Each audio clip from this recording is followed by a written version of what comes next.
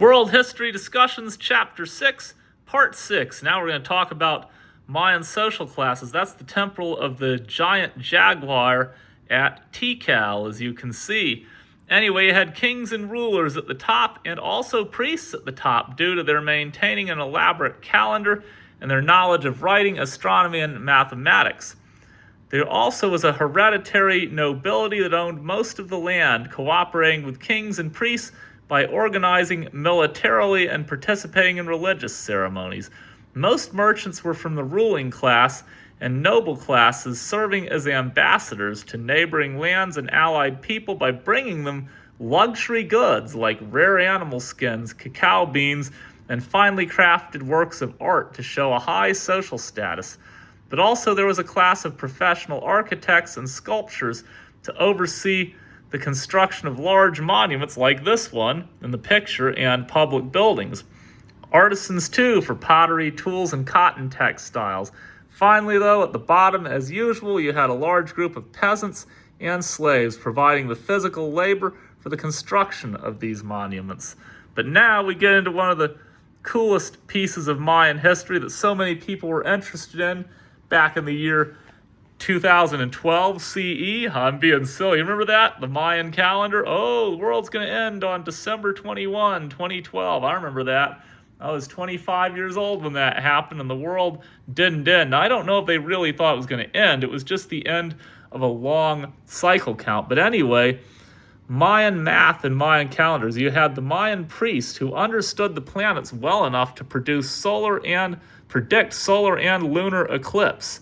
You had the concept of zero in math, and you had a ones place, a 20s place, and a 400s place, with the numbers being vertical, not horizontal.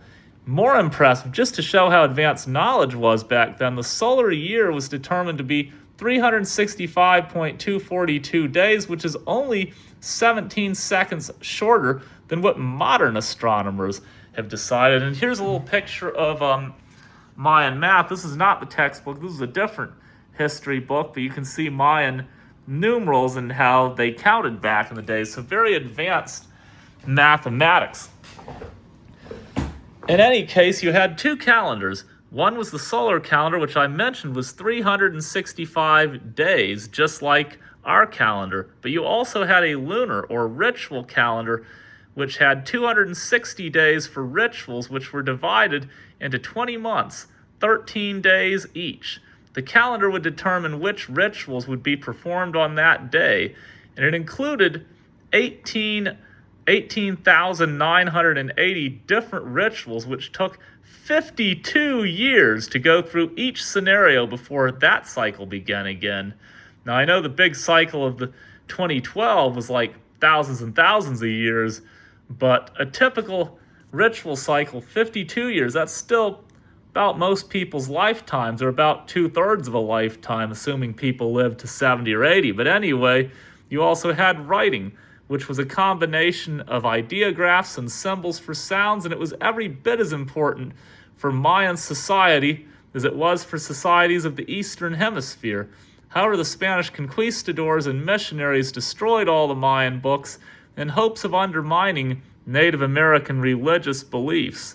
And today only 4 Mayan books survive, all dealing with astronomical and calendrical matters. So in the next discussion, we'll talk about Popol Vuh, the Mayan creation myth, and we'll talk about the rubber ball game and the sacrificial victims. That is coming up next.